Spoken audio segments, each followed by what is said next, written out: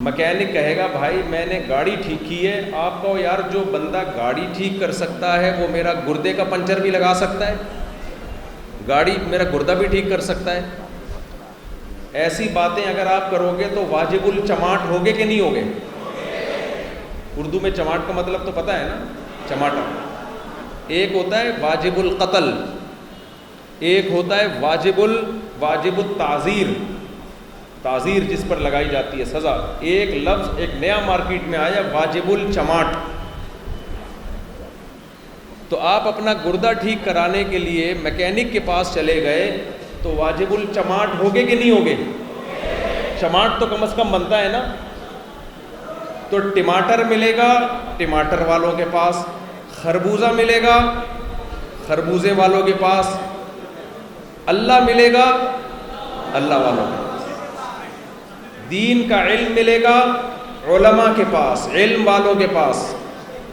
یہ اس زمانے کا بہت بڑا فساد ہے کہ جو جس کام کا اہل نہیں ہے اسے وہ کام سونپا جا رہا ہے، اس کو وہ کام دیا جا رہا ہے۔ دیکھو ہم علماء کے محتاج کیوں ہیں؟ جب تک آپ کا تعلق یہاں بنگلہ دیش میں فرقواریت بھی نہیں، بہت کم ہے، نہ ہونے کے برابر۔ 99.9% علماء فقہ حنفی کو فالو کرتے ہیں صدیوں سے، جب سے اسلام آیا ہے۔ 700 سال پہلے کہتے ہیں یہاں بنگلہ دیش کے لوگ مسلمان ہوئے تھے، پوری قوم کنورٹ ہوئی تھی ہندو مذہب سے اسلام کی طرف، اور اس وقت سے لے کے آج تک بنگلہ دیش کے لوگوں نے اسلام کو سینے سے لگایا ہوا ہے، مضبوطی سے تھاما ہوا ہے۔ تو اسے تھام کے رکھنا ہے۔ فرقواریت پتہ ہے آپ کی سوسائٹی میں کیسے آئے گی؟ لوگ آپ کو اس فقہ سے ہٹائیں گے جو صدیوں سے متواتر چلا آ رہا ہے، پھر یہاں فرقے شروع ہو جائیں گے۔ تو آپ نے دین کس سے سیکھنا ہے؟ علماء سے۔ علماء میں گمراہ بھی ہوتے ہیں، کیا ڈاکٹروں میں گمراہ نہیں ہوتے؟ میکینک کیا 2 نمبر نہیں ہوتے؟ تو یہ تو نہیں ہے کہ آپ کی گاڑی تھی میکینک نے خراب کر دی، یا آپ کا گردہ ایک ڈاکٹر نے خراب کر دیا، دوسرے گردے کے لیے آپ کسی پلمبر کے پاس جا رہے ہو کہ کیونکہ ڈاکٹر خراب ہو گئے ہیں لہذا میں اب گردوں کا کام کس سے کرواؤں گا؟ پلمبروں سے۔ واجب الچماٹ ہوگے کہ نہیں ہوگے؟ بھائی ایک ڈاکٹر اگر 2 نمبر ہے تو علاج کے لیے دوسرے ڈاکٹر کے پاس ہی ہم جائیں گے۔ یہ نہیں ہوگا کہ ایک ڈاکٹر خراب ہے تو اب چونکہ ڈاکٹر خراب ہو گئے ہیں لہذا گردوں کا علاج ہم کس سے کروائیں؟ میکینک سے۔ میں سمجھا پا رہا ہوں اپنی بات؟ اچھا علماء کہتے کس کو ہیں؟ اس کو خوب اچھی طرح سمجھیں۔ علماء کسے کہتے ہیں؟ قرآن نے ہمیں بتایا کہ علماء کسے کہتے ہیں۔ قرآن کے الفاظ دیکھو، اللہ فرماتے ہیں هو الذی بعث فی الأمیین رسولا منہم یتلو علیہم آیاتہ ویزکیہم ویعلمہم الکتاب والحکمہ۔ اللہ نے فرمایا کہ ہم نے محمد صلی اللہ علیہ وسلم کو بھیجا۔ محمد صلی اللہ علیہ وسلم کا کام کیا ہے؟ نمبر 1 یتلو علیہم آیاتہ، نبی صحابہ کے سامنے قرآن پڑھ کے سنائیں گے۔ صحابہ کو صرف لکھا ہوا قرآن نہیں ملا بلکہ انہوں نے نبی صلی اللہ علیہ وسلم کی زبان اقدس سے سنا بھی ہے۔ پھر تابعین نے اس قرآن کو سنا صحابہ سے، تبع تابعین نے کس سے سنا؟ تابعین سے۔ یہ سلسلہ سینہ بسینہ صدیوں تک آج تک چلا آ رہا ہے۔ اگر کوئی قاری کہے کہ میں نے کسی استاد سے نہیں پڑھا، میں نے ڈائریکٹ قرآن پڑھ کے تجوید سیکھی ہے، اس قاری کا پڑھا ہوا معتبر ہوگا؟ نہیں۔ وہ قاری واجب الچماٹ ہوگا کہ نہیں ہوگا؟ اب ایسا نہ ہو میرے جانے کے بعد چماٹے لگانا شروع کر دو، یہ بھی واجب الچماٹ ہے، یہ بھی واجب الچماٹ ہے۔ یہ اصطلاح ہے، ٹرم ہے۔ اس قاری کا سلسلہ متصل نبی صلی اللہ علیہ وسلم تک پہنچنا ضروری ہے۔ وہ قاری کہے گا میں نے اپنے استاذ کو ایسے سنا، اس استاذ نے اپنے استاذ سے ایسے سنا، ہوتے ہوتے ہوتے ہوتے کہاں تک پہنچے گا یہ سلسلہ؟ نبی صلی اللہ علیہ وسلم تک۔ اللہ نے اپنے نبی کے ذمہ دوسرا کام کیا لگایا؟ وَيُعَلِّمُهُمُ الْكِتَابَ، نبی صلی اللہ علیہ وسلم صحابہ کو کتاب پڑھائیں گے بھی اور سکھائیں گے بھی۔ اب بتاؤ قرآن جو ہے یہ اردو یا بنگلہ دیشی زبان میں نازل ہوا تھا یا عربی میں نازل ہوا تھا؟ عربی میں۔ اور صحابہ کی مدر لینگویج کون سی تھی؟ عربی تھی۔ تو ان کو کیا ضرورت تھی کہ نبی ان کو قرآن سکھائیں؟ بھائی قرآن تھا، وہ پڑھ کے سیکھ جاتے، ان کے لیے تو آسان تھا نا۔ آج بہت سے لوگ کہتے ہیں ہم نے کسی استاد سے نہیں پڑھا دین کا علم، ہم نے کتابیں پڑھ کے خود علم حاصل کیا ہے، خود کتابوں سے ہم نے ڈائریکٹ سیکھا ہے۔ بھائی کتابوں سے، کتاب میں سب سے بڑی کتاب قرآن ہے۔ قرآن کہہ رہے صحابہ ڈائریکٹ قرآن سے نہیں سیکھیں گے بلکہ ان کو سکھائیں گے محمد صلی اللہ علیہ وسلم۔ اگر محمد صلی اللہ علیہ وسلم صرف کتاب دے کے چلے جاتے، قرآن سکھاتے نہیں، تو کیا صحابہ کو قرآن آ جاتا؟ نہیں آتا۔ اب مجھے ایک بات بتاؤ، جب صحابہ قرآن سیکھنے میں نبی کے محتاج تو تابعین ڈائریکٹ قرآن سیکھ سکتے ہیں؟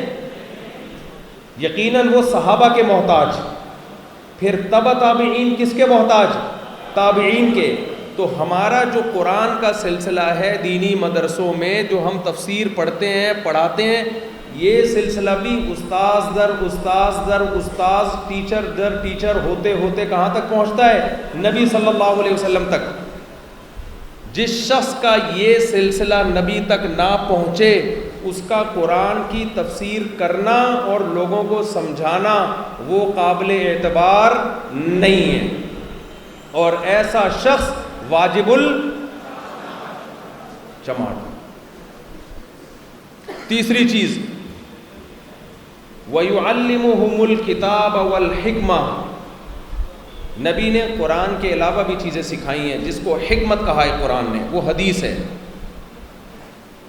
نبی صلی اللہ علیہ وسلم نے حدیث صحابہ کو سکھائی، صرف پڑھائی نہیں ہے بلکہ سکھانا الگ چیز ہے، پیش کرنا الگ چیز ہے۔ پیش کرنے کا مطلب ہوتا ہے الفاظ صحابہ کو بتا دیے، صحابہ نے وہ الفاظ آگے پہنچا دیے۔ نا نا نا نا اتنا کافی نہیں ہے، حدیث کے الفاظ اسلام کو سمجھنے کے لیے کافی نہیں ہے، بلکہ ان الفاظ کی وہ تشریح ہوگی جو نبی صلی اللہ علیہ وسلم نے کی، پھر صحابہ نے نبی سے لی، پھر تابعین نے صحابہ سے لی، تبع تابعین نے تابعین سے لی۔ یہ سلسلہ بھی حدیث کے استاذوں کا سند متصل کے ساتھ چلتا ہوا آج تک علماء میں الحمدللہ موجود ہے۔ انہی علماء کا علم معتبر ہوگا جو قرآن و سنت کو اپنے استاذ سے سیکھیں، اس استاذ نے اپنے استاذ سے، اور وہ سلسلہ ہوتے ہوتے کہاں تک پہنچ رہا ہو؟ نبی صلی اللہ علیہ وسلم تک۔ اگر بیچ میں کوئی نیا اسکالر مارکیٹ میں آتا ہے جو کہ آج کل ہول سیل کے حساب سے آ رہے ہیں، اور وہ کہتا ہے میں خود سے سمجھتا ہوں، میں کسی سے سیکھتا نہیں ہوں، میں نے خود قرآن و سنت کو اپنی عقل سے سمجھا ہے، تو سمجھ لو مارکیٹ میں ایک نیا فرقہ لاؤنچ۔ میں نہیں کہہ رہا مولویوں میں، علماء میں 2 نمبر نہیں ہوتے، بھائی اگر 2 نمبر ہوتے ہیں تو 1 نمبر کو تلاش کرو، 1 نمبر بھی ہوں گے، یہ نہیں ہو سکتا۔ دیکھو نبی صلی اللہ علیہ وسلم سے صحابہ نے پوچھا، نبی نے فرمایا میری امت میں 73 فرقے ہوں گے، 72 جہنمی اور 1 جنتی۔ صحابہ نے پوچھا یا رسول اللہ وہ جنتی فرقہ کون سا ہوگا؟ ہمارے نبی اگر اس فرقے کا نام بتا دیتے تو کیا ہوتا؟ ہمارے نبی بتا دیتے اس فرقے کا نام شیعہ ہوگا، ہم سب کیا رکھ لیتے اپنا نام؟ شیعہ۔ ہمارے نبی کہہ دیتے اس فرقے کا نام بریلوی ہوگا، ہم سب اپنا نام کیا رکھ لیتے؟ میں ابھی ہری پگڑی پہن کے آپ کے سامنے خطاب کرتا اور صلو علی الحبیب بار بار بول رہا ہوتا۔ اچھی بات ہے، صلو علی الحبیب تو بولنا چاہیے، اور بھی بہت کچھ کرتا، ابھی میں سب کچھ کھلے میں نہیں بتاؤں گا، سب کچھ بتا دیا تو واجب الچماٹ بن جاؤں گا میں خود۔ اگر نبی بتا دیتے وہ فرقہ دیوبندی ہوگا تو ہم سب اپنا نام کیا رکھ لیتے؟ دیوبندی. اگر نبی کہتے وہ فرقہ اہل حدیث ہوگا تو ہم سب اپنا نام کیا رکھ لیتے؟ اہل حدیث. اگر نبی کہتے وہ سلفی ہوگا ہم سب کیا ہوتے؟ نبی نے نام نہیں بتایا، کیونکہ نام رکھنے پر گورنمنٹ کی طرف سے کوئی پابندی نہیں ہے. سارے باطل فرقے نام بڑا خاندانی رکھتے ہیں، سلیکٹڈ چن کے نام رکھتے ہیں. جو سب سے بڑا فسادی ہوگا وہ اپنا نام امن خان رکھ لے گا. ہمارے میں ایک بندہ آیا باریک سا بالکل، ایک ہوتا ہے دبلا اور ایک ہوتا ہے باریک. قمیض اتارے تو ایکس رے کرنے کی ضرورت ہی نہیں، رپورٹ نظر آئے. نام کیا رکھا ہوا ہے؟ قیامت خان. اندازہ لگا ہوا ہے. نام تو کوئی بھی رکھ لے گا، سب نے اپنا نام. جو منکرین حدیث ہیں، حدیث کے حجت ہونے کا انکار کرتے ہیں، کتنے بڑے مجرم ہیں. نام کیا رکھا ہے؟ اہل قرآن. کہتے ہیں ہم قرآن کو مانتے ہیں، حالانکہ جو حدیث کا انکار کرتا ہے وہ قرآن کو بھی نہیں مانتا. لیکن نام کیا رکھا ہوا ہے؟ اہل قرآن. ناموں میں کچھ نہیں رکھا. اگر لیبل سے متاثر ہونا ہوتا نا تو مکھیاں متاثر ہوتی. میں بار بار ایک واقعہ بیان کرتا ہوں. ایک آدمی نے چاول کی بوری، چینی کی بوری پہ دکان میں چاول لکھا ہوا تھا. کسی نے بولا اندر اس میں چینی ہے، باہر لکھا ہوا ہے چاول. کہتے ہیں مکھیوں کو دھوکہ دینے کے لیے. تو مکھیاں اس لیبل سے دھوکے میں آئیں گی نا. لیبل سے، نبی نے لیبل دیکھنے کا حکم نہیں دیا. مکھی بھی لیبل سے دھوکہ نہیں کھاتی، لیکن انسان دھوکہ کھا جاتا ہے. نام کتنا اچھا ہے اس فرقے کا. اس لیے نبی نے اس جنتی فرقے کا نام نہیں بتایا. جیسے چینی کے اندر ایک خوشبو ہوتی ہے، مکھی وہ خوشبو دیکھ کے اندازہ لگا لیتی ہے کہ اس پہ پتی لکھو یا چاول لکھو، میری صحت پہ کوئی فرق نہیں پڑتا، اس کی خوشبو بتا رہی ہے کہ اس کے اندر چینی ہے. تو ایسے ہی جنتی فرقے کی ایک خوشبو ہے جو نبی نے بتائی، ایک علامت ہے جو نبی نے بتائی. جو اس خوشبو کو دیکھ کر اس فرقے کی طرف جائے گا وہ کامیاب ہوگا، اور جو لیبل دیکھ کے گمراہ ہوگا وہ ناکام ہو جائے گا. وہ خوشبو کیا ہے؟ نبی سے صحابہ نے پوچھا یا رسول اللہ وہ جنتی فرقہ کون سا ہے؟ آپ نے فرمایا ما انا علیہ و اصحابی. دیکھو آپ یہ بھی فرما سکتے تھے کہ وہ جنتی فرقہ وہ ہے جو قرآن و حدیث کو فالو کرتا ہے. تو ہر شخص کیا کہتا ہے؟ میں قرآن و حدیث کو فالو. ہر فرقے کا یہی دعویٰ ہے نا. کیا خیال ہے بھائی؟ ہر فرقہ کہتا ہے میں صرف قرآن اور حدیث کو مانتا ہوں، اور اس کے نام پہ پوری امت کے خلاف فتوے دیے جا رہے ہیں. 3 طلاقوں کو 1 قرار دیا جا رہا ہے، حالانکہ کہیں بھی قرآن و حدیث میں 3 1 نہیں ہے. کہیں بھی نہیں ہے قرآن و حدیث میں. ہر آدمی اپنی تشریح کر رہا ہے اور پہنا رہا ہے امت کو. آیتوں کے نمبر یاد کیے ہوئے، حدیثوں کے نمبر یاد کیے ہوئے. اس حدیث کا مفہوم کیا ہے؟ صحابہ نے اس حدیث کا کیا مطلب سمجھا؟ اس سے کوئی سروکار ہی نہیں ہے. تو نبی نے اس فرقے کی جو جنتی ہوگا اس کی علامت کیا بتائی؟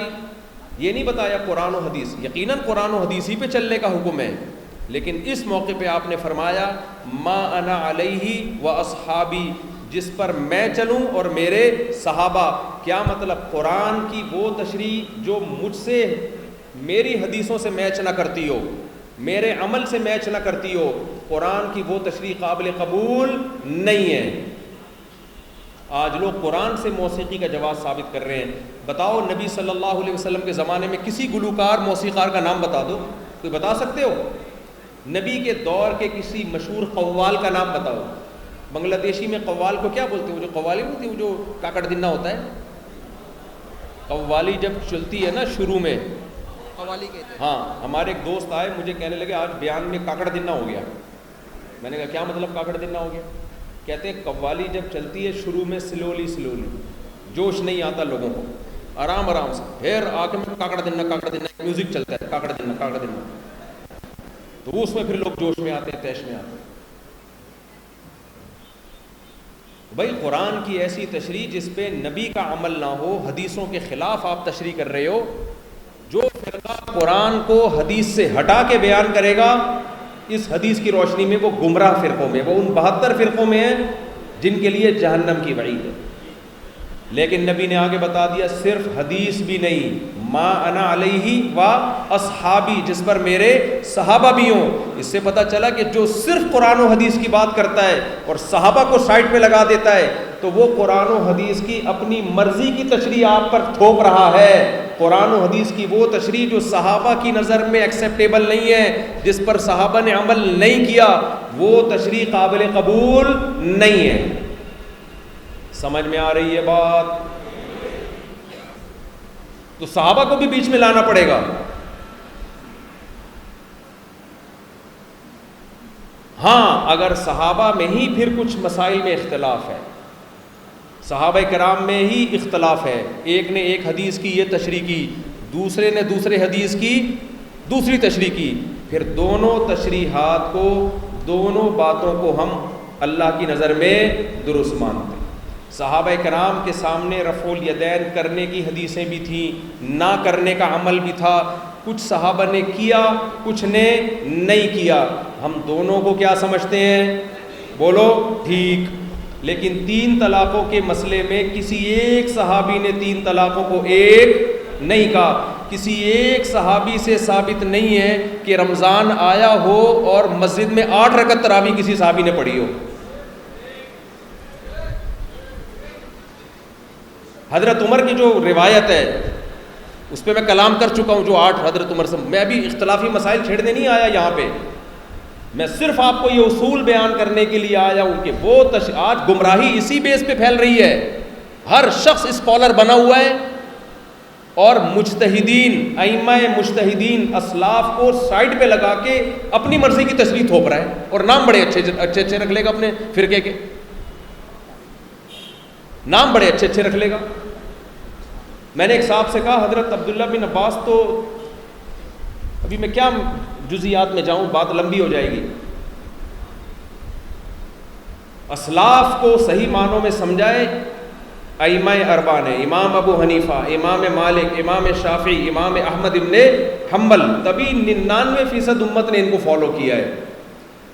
برما میں جب میرا سفر ہوا وہاں بھی مجھے فرقواریت نظر نہیں آئی، کوئی فرقہ نہیں ہے۔ میں نے کہا آپ کے اندر فرقواریت پیدا ہوگی نام نہاد اسکالرز جب آئیں گے نا اور اپنی طرف سے قرآن و سنت کی تشریح پیش کریں گے تو پھر یہاں سے فرقواریت کا آغاز ہو۔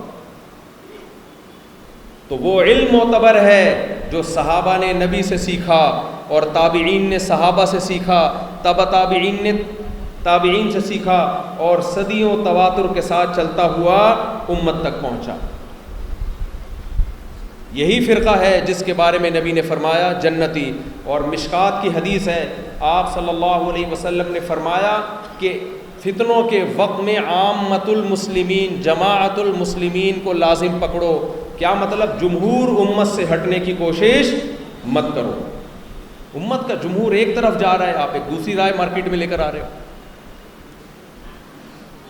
تو اس لیے یہاں مجھے دینی ماحول دیکھ کر بہت خوشی ہو رہی ہے، اور مجھے ڈر یہ ہے کہ جیسے پاکستان کا بیڑا غرق ہوا ہے نا، آپ کا بھی ایسا بیڑا کہیں غرق نہ ہو جائے۔ ہمارا بیڑا غرق کیوں ہوا؟ وہاں نام نہاد اسکالر پیدا ہوئے، انہوں نے عوام کو علماء سے کاٹ دیا، اور وہ علماء جو 2 نمبریاں کر رہے ہیں ان کو ہائی لائٹ کیا کہ دیکھو یہ مولوی 2 نمبر، یہ مولوی 2 نمبر، یہ مولوی 2 نمبر، یہ مولوی 2 نمبر۔ تو میڈیا پہ لوگوں کا ذہن یہ بنایا کہ مولانا ہوتے ہی 2 نمبر ہیں، حالانکہ جہاں 2 نمبر مولانا ہے ہول سیل کے حساب سے 1 نمبر بھی الحمدللہ موجود ہیں۔ نبی صلی اللہ علیہ وسلم نے فرمایا العلماء ورثۃ الانبیاء، صحیح حدیث ہے، علماء انبیاء کے وارث ہیں۔ نبی صلی اللہ علیہ وسلم نے فرمایا، جی نبی صلی اللہ، میں نے کہا شاید یہ کہہ رہے ہیں کہ کیا کہہ رہے ہیں، 4 شادی، نبی صلی اللہ علیہ وسلم نے ارشاد فرمایا کہ نحن معشر الانبیاء، ہم انبیاء کی جماعت وراثت میں درہم اور دنانیر دولت نہیں چھوڑتے، ہم علم چھوڑ کے جاتے ہیں۔ کون سا علم؟ دین کا علم۔ وہی دین کا علم پھر علماء لیتے ہیں. اس لیے آپ صلی اللہ علیہ وسلم نے علماء کو انبیاء کا وارث کہا ہے. نبی کی موجودگی میں نبی کے علاوہ کسی اور سے کوئی دین کا علم حاصل کرنے کی کوشش کرے واجب الچماٹ ہوگا کہ نہیں ہوگا؟ تو جب نبی دنیا سے چلے گئے تو نبی کے وارث کون ہیں؟ علماء. تو علماء کے علاوہ کسی اور سے کوئی فتویٰ لینے کی کوشش کرے وہ بھی کیا ہوگا؟ واجب الجماعت. اور یہ بھی ایک بات یاد رکھو اسی کو مکمل کرنے کے لیے 5 منٹ اور لے لوں. جیسے دین کا علم، نکاح طلاق کے مسائل، وراثت کے مسائل، نماز روزے کے مسائل، تجارت کے مسائل، بینکنگ کے مسائل علماء سے پوچھے جائیں گے، ایسے ہی کچھ باتیں ایسی ہیں جو علماء سے پوچھنے کی نہیں ہیں. کیونکہ بعض لوگ عقیدت میں اتنے آگے چلے جاتے ہیں کہ جو چیزیں علماء سے پوچھنے کی نہیں ہیں وہ کس سے پوچھ رہے ہوتے ہیں؟ علماء سے. گردے کی پتھری نکالنے کا طریقہ بھی مولانا لوگ بتا رہے ہیں آج کل یوٹیوب پہ. جن چڑیل بھوت بھگانے کے طریقے بھی مولانا لوگ بتا رہے ہیں. بھائی تم نے مدرسے میں 8 سال جن چڑیل پڑھا ہے؟ ہدایہ میں کوئی باب ہے کتاب الجن والچڑیل ہے؟ کتاب الآسیب والسایہ والموکل والحمزات والفلیتا والپلیتا کن چکروں میں ڈال دیا. خوب سمجھ لو، مدرسے میں جو طالب علم محنت نہیں کرتا یا اس کا دماغ ہی نہیں ہوتا، چلتا ہی نہیں ہے، ذہانت ہی نہیں ہے. ہر محنت کرنے والے کو علم تھوڑی ملتا ہے، اس کے لیے تو کھوپڑی بھی چاہیے نا. ذہین نہیں ہوتے، چل نہیں پاتے. اب 8 سال جب وہ مدرسے میں لگاتے ہیں نا تو 8 سال کے بعد ان کو پتہ چلتا ہے دین کا علم تو آیا نہیں، دین کا علم تو آیا نہیں. اور جو کاروبار کرنے کی یا میڈیکل کالج میں یا کمپیوٹر سائنس پڑھنے کی عمر تھی وہ ہم نے لگا دی مدرسے میں. اب نہ دین کے رہے اور نہ دنیا. پھر وہ یہ منجن بیچنا شروع کرتے ہیں. ہمارے ہاں مناسب قیمت پہ جن چڑیل بھوت بھگائے جاتے ہیں. ہمارے ہاں سفلیات کا علاج کیا جاتا ہے. پھر وہ حکیم بھی بنے ہوئے ہوتے ہیں. پھر وہ ہر میڈیکل سائنس کی فیلڈ میں بھی ٹانگ اڑا رہے ہوتے ہیں. چینل دیکھ لو یوٹیوب پہ بھرے ہوئے. اللہ نے قرآن میں کیا فرمایا؟ یا ایھا الذین آمنوا اطیعوا اللہ واطیعوا الرسول واولی الامر منکم. اللہ کی اطاعت کرو، رسول کی اطاعت کرو اور اول الامر کی. اور لعلمہ الذین یستنبطونہ منہم. ہر چیز میں اس کے ماہرین سے پوچھا کرو. ہر چیز میں کے بارے میں کس سے پوچھو؟ اس کے ماہرین سے. ہمارے پاکستان میں جب کرونا آیا نا، کووڈ پوری دنیا میں آیا، لوگ مجھ سے آ کے پوچھتے تھے مفتی صاحب ویکسین لگوانی چاہیے کہ نہیں لگوانی چاہیے. میں کہتا تھا کہ تمہیں پہلے الگ ایک ویکسین لگوانی چاہیے دماغی علاج کے لیے، کہ کورونا کا مسئلہ یہ میڈیکل سائنس کا ہے، یہ مفتی کا کام نہیں ہے. پہلے ایک دماغی علاج کراؤ، اس کے بعد پھر میرے پاس آؤ. میرے پاس تو نماز روزے کے مسئلے پوچھنے کے لیے آؤ، نکاح طلاق کے، وراثت کے، حج کے، زکوٰۃ کے مسئلے پوچھنے کے لیے آؤ. تو ہر چیز اس کے اہل سے پوچھنی چاہیے.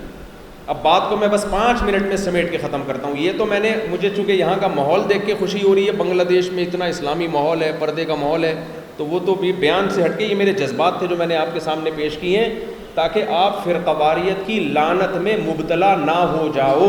کیونکہ ہم نے دیکھا ہے فرقے ایسے ہی پیدا ہوتے ہیں. اچھے بھلا ایک مذہب متداول فقہ حنفی چلا آ رہا ہے صدیوں سے، لوگ آپ کو آ کے ہٹانے کی کوشش کریں گے اور پھر اتنے فرقے بنیں گے نا کہ بریک فیل. ہر شاخ پہ الو بیٹھا ہے، انجام گلستان کیا ہو. ہاں بدعت سے ہمیشہ دور بھاگو، عقیدہ ہمیشہ توحید والا. کوئی عالم شرک کی طرف لے کے جاتا ہے وہ عالم نہیں ہے، وہ گمراہ کر رہا ہے آپ کو.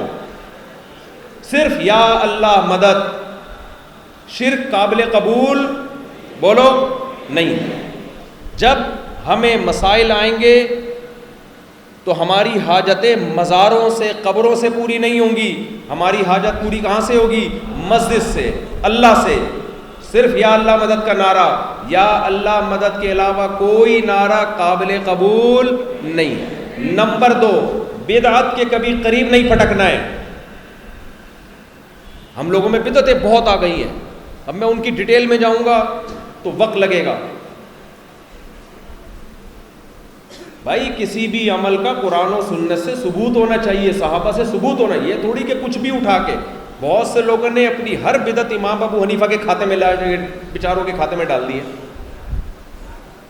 بدعت سے اپنے آپ کو بچاؤ. باقی فروعی اختلافی مسائل میں چاروں امام برحق ہیں, سب نے قرآن و سنت کو فالو کیا ہے. ہم امام ابو حنیفہ کو فالو کرتے ہیں. اس امت میں میجورٹی نے امام ابو حنیفہ کو فالو کیا, 30% نے امام شافعی کو فالو کیا. بہت بڑے مجتہد تھے, امام ابو حنیفہ کے شاگرد تھے وہ. 17% نے امام مالک کو فالو کیا, 2% نے امام احمد ابن حنبل کو فالو کیا. تو جب تک امت اس طرح سے فالو کرتی آ رہی تھی, صحیح ٹریک پر تھی. آپس میں ایک دوسرے کے پیچھے نماز بھی پڑھتے تھے, ایک دوسرے کو احترام بھی کرتے تھے, اور ایک دوسرے کی نمازوں میں فرق ہونے کے باوجود درست سمجھتے تھے. جب سے امت میں مجتہدین نام نہاد پیدا ہوئے ہیں نا, اس وقت سے امت کا بیڑا غرق. ہر شخص نے ایک نیا مفتی بنا ہوا ہے, نیا مسئلہ بتا رہے ہیں ہمارے. اس سے آپ کا اتحاد ٹوٹ جائے گا. تو پہلا ہے عقیدہ توحید, اس پہ کوئی کمپرومائز بولو نہیں. یا ایھا الناس انتم الفقراء الی اللہ واللہ هو الغنی الحمید. اللہ کہتے ہیں اے لوگو تم سب کے سب فقیر ہو اللہ کے در کے. تمام پیغمبر, تمام صحابہ, تمام تابعین, تمام بزرگان دین کس کے در کے فقیر ہیں؟ اللہ کے. عقیدہ توحید پہ کوئی کمپرومائز نہیں ہے. نمبر 2, اللہ نے قرآن میں ہمیں کیا حکم دیا؟ ان تجتنبوا کبائر ما تنہون عنہ نکفر عنکم سیئاتکم. کبیرہ گناہوں سے بچو گے تو میں چھوٹی موٹی خطائیں معاف کر دوں گا. کبیرہ گناہ کیا ہے یہ بھی قرآن نے بیان کر دی ہے. بہت آسان ہے اسلام بھائی. آپ آدھے سے زیادہ مسلمان تو مجھے ویسے ہی نظر آ رہے ہو, آپ شکلوں سے لگ رہا ہے ماشاءاللہ سارے. یونیورسٹی میں میرا بیان ہوا, میں نے کہا یہاں کا تو ماحول ہمارے مدرسوں جیسا ماحول ہے.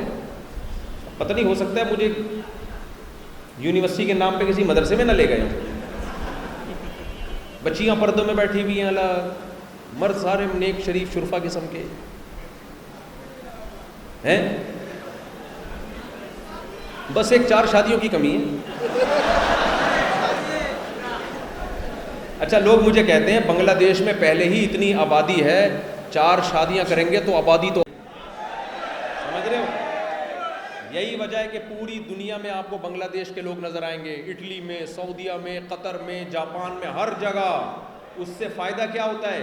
ریمیٹنس آتا ہے. بنگلہ دیش کی جو اکانومی ہے, میں نے یہاں لوگوں سے معلومات لی, کہتے ہیں باہر دنیا میں جو کمانے کے لیے گئے ہوئے نا, وہاں سے بہت پیسہ آتا ہے. ایک بات. دوسری بات یہ کہ 4 شادیوں سے آبادی بڑھتی نہیں ہے, کم ہوتی ہے. یہ بھی ایک بات بتاؤں گا, کیسے کم ہوتی ہے یہ بتا دوں آپ کو. آبادی آدمیوں سے نہیں بڑھتی, آبادی ہمیشہ عورت سے بڑھتی ہے. ایک عورت کے اگر 5 بچے ہو رہے ہیں اور کسی ملک میں 50 لاکھ عورتیں ہیں, تو ہر عورت کے اگر 5 بچے ہوں گے تو 50 کو 5 سے ضرب دے دو, کتنی زیادہ آبادی بڑھ جائے گی. لیکن یہ 50 لاکھ عورتیں, ان میں 4 عورتیں ایک مرد کی بیوی بن جائیں تو پھر فی عورت جو گروتھ ریشو ہے وہ 5 کا رہے گا نہیں, وہ کم ہو جائے گا. اس لیے 4 شادیاں سے آبادی کم ہوتی ہے, بڑھتی نہیں ہے. ہاں, آپ کی نسل بڑھتی ہے, یعنی آبادی گروتھ ریشو کم تو ہوگا, لیکن جتنی ہوگی آپ کی. بہت مشکل ہے سمجھا نہیں. آپ کی آ گیا, دوبارہ سمجھا. فارمولہ دے کے جا رہا ہوں, فارمولہ. دیکھو اس کی ایک مثال. آپ لوگ کیا جمشید صاحب ہوتے ہیں؟ اچھا, معذرت کے ساتھ جمشید کی میں اکثر مثالیں دیتا ہوں. دیکھو ایک علاقے میں 4 آدمی ہیں, ایک کا نام جمشید, ایک کا نام غفار, ایک کا نام سلیم, ایک کا نام وسیم. ٹھیک ہے, 4 آدمی ہیں اور 4 ہی عورتیں ہیں. کتنی عورتیں ہیں؟ 4 عورتیں. ان 4 عورتوں کی ان 4 آدمیوں سے شادی ہو گئی, ہر ایک کے 5 بچے ہو گئے. تو آبادی میں کتنے بچوں کا اضافہ ہوا؟ 20 بچوں کا اضافہ نہیں بڑھی، لیکن قوم کی نسل کتنی ہو گئی؟ بچے 20 پیدا ہو گئے. لیکن یہ 4 کی 4 اگر اکیلا جمشید کر لے ان سے شادی، اور وہ 3 چھڑے چھاٹ گھومتے رہیں، ان کو مل ہی نہیں رہی نا. محلے میں 4 تھی، 4 پہ جمشید نے قبضہ کر لیا. بھائی کوئی جمشید ہے اس کو پکڑ کے رکھو، قبضہ نہ کر لے گئے. تو جمشید نے ان چاروں سے کر لی. اب پہلی بات تو یہ کہ ہر ایک سے 5 پیدا نہیں ہوں گے، اس کے لیے تپڑ چاہیے جو جمشید اکیلے میں ہے نہیں. نیچرلی کم ہو جائے گا گروتھ ریشو. اب بچے 20 کے بجائے پیدا ہوں گے 10، تو گروتھ ریشو بڑھے گا نہیں، کم ہوگا. لیکن تو یہ تو جب درمیان میں ایک جنرل نالج کی بات آ گئی تھی جو بیان سے ہٹ کے، میں بس جلدی سے بیان کو کمپلیٹ کرتا ہوں. کیا بول رہے بھائی؟ اچھا خیر. تو بھائی سب سے پہلی بات، توحید پہ کوئی کمپرومائز نہیں ہوگا. دوسرے نمبر پہ کبیرہ گناہ میں سب سے بڑا گناہ نماز کا جان بوجھ کر قضا کر دینا. آج سے سب عزم کرو، کچھ بھی ہو جائے، زمین آسمان ادھر سے ادھر ہو جائے، ہم نے کبھی بھی نماز ضائع نہیں کرنی. یہاں بیان میں خواتین بھی ہیں، وہ ہو خواتین بھی ہیں، مجھے تو 4 شادیوں کی بات نہیں کرتا جہاں خواتین ہیں، مجھے پہلے بتا دیں. خواتین بازار جاتی ہیں شاپنگ کے لیے، کہیں رشتہ داروں سے ملنے کے لیے جاتی ہیں، نمازیں قضا ہو جاتی ہیں. نا نماز کا پتہ ہی سفر میں چلتا ہے کہ آپ کتنے پکے نمازی ہیں. زمین آسمان ادھر سے ادھر ہو جائے، جو ہماری بہنیں بیان سن رہی ہیں، جو لوگ بیان سن رہے ہیں، عزم کریں کسی صورت میں کبھی نماز قضا نہیں کریں. کبیرہ گناہوں کی فہرست میں زنا. آج سوسائٹی میں زنا بہت تیزی سے پھیل رہا ہے. قرآن کہتا ہے لا تقربوا الزنا، زنا کرنا تو دور کی بات، زنا کے قریب بھی مت پھٹکو. زنا کے قریب کیسے؟ آپ کے موبائل میں جتنی لڑکیوں کے نمبر ہیں جو آپ نے جمشید کے نام سے سیو کیے ہوئے ہیں اور سلیم کے نام سے، وہ سارے نمبر کیا کر دو؟ ڈیلیٹ. پھر میں کہوں گا میرا بنگلہ دیش آنے کا فائدہ ہوا ہے. پھر میں کہوں گا بھائی فائدہ.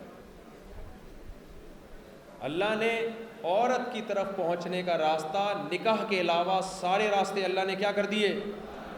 اسلام میرج سسٹم پہ بلیو کرتا ہے. فزیکل ریلیشن وداؤٹ میرج یہ گدے گھوڑوں کا کام ہے، یہ کتے بلوں کا کام ہے. مجھے بتاؤ گدھا اور گدھی کی شادی ہوتی ہے؟ فزیکل ریلیشن ہوتا ہے خالی. تبھی ان سے جو نسل پیدا ہوتی ہے وہ خاندان آباد نہیں ہوتا. جب گدھی کے بچہ ہوتا ہے تو کوئی کہتا ہے کہ وہ فلاں اس کا ماموں ہے وہ گدھا، یہ اس کا چاچا لگتا ہے، یہ اس کی پھپھو لگتی ہے. کوئی کہتا ہے گدھوں کے خاندان نہیں ہوتے، کیونکہ فزیکل ریلیشن ہوتا ہے وداؤٹ میرج. خاندان شادی سے آباد ہوتے ہیں، زنا سے آباد نہیں ہوتے. آج سے توبہ کرو، پہلے بھی انشاءاللہ بچتے ہو گے آپ، کبھی زنا کے قریب بھی نہیں پھٹکیں گے. تیسری چیز اور آخری چیز، ہماری سوسائٹی میں کیونکہ ہم مغربی دنیا سے متاثر ہیں، ہماری یونیورسٹیاں، ہمارے نوجوان کہاں سے متاثر ہیں؟ مغرب سے. ان کی ترقی دیکھ کر بہت ساری چیزیں جو ان میں غلط تھیں وہ بھی ہم نے اڈاپٹ کرنا شروع کر دی. اس میں سب سے بڑی تباہی جو ہماری سوسائٹی میں آئی ہے وہ قطع رحمی، رشتے توڑنا. ان لوگوں کے ہاں خونی رشتوں کی، بلڈ ریلیشن کی کوئی ویلیو نہیں ہے. اسلام بلڈ ریلیشن کو تمام رشتوں پر ترجیح دیتا ہے، اور بلڈ ریلیشن میں سب سے پہلے آپ کی ماں اور آپ کا باپ. میرے بھائی ہمارے لیے نبی صلی اللہ علیہ وسلم سے پوچھا گیا اکبر الکبائر کیا ہیں، یعنی کبیرہ گناہوں میں بھی سب سے بڑا گناہ، ان میں بھی جو کبیرہ ہیں اس میں آپ نے فرمایا عقوق الوالدین، والدین کی نافرمانی، ان کو ستانا. تو اس لیے آپ کی جنت بھی آپ کے والدین، آپ کی جہنم بھی آپ کے والدین. یہ چند باتیں آپ کی خدمت میں پیش کرنی تھیں. اللہ سے دعا ہے اللہ مجھے بھی ان پر عمل کی توفیق دے اور آپ سب کو بھی ان پر عمل کی توفیق دے. اور مجھے آپ لوگوں نے تمیز سے نکلنے دینا ہے. اندھی عورت تھی, اس کے بچہ نہیں ہو رہا تھا. ایک دن بچہ ہوا, نظر تو آ نہیں رہا تھا, اس نے چوم چوم کے جان سے مار دیا اس کو. تو عقیدت محبت میں ماشاءاللہ لوگوں کے, میں تو اس قابل نہیں ہوں, اللہ نے ستاری کا معاملہ کیا ہوا ہے, میں اس قابل نہیں ہوں. لیکن جو کراؤڈ یہاں پر جو جس طرح سے لوگ ٹوٹ رہے ہیں, میں سنگل پسلی آدمی ہوں, مجھے کئی دفعہ خطرہ ہوا کہ میں دب کے انا للہ نہ ہو جائے میرا. تو اس لیے مجھے محبت کے ساتھ, تمیز کے ساتھ نکلنے دینا. سب کو میری طرف سے ہول سیل کے حساب سے السلام علیکم. سب کا مصافحہ بھی ہو گیا, آپ کی زیارت بھی ہو گئی. اب ذرا ہمیں تمیز سے خاندانی طریقے سے نکلنے دیں. اچھا دعا کرتے ہیں. ٹھیک. الحمدللہ رب العالمین والعاقبۃ للمتقین والصلاۃ والسلام علی رسولہ الکریم وعلی آلہ وصحبہ اجمعین. اے اللہ ہماری یہاں حاضری قبول فرما. اے اللہ جو علماء یہاں پر موجود ہیں, ان علماء کی عمر میں علم برکتیں عطا فرما.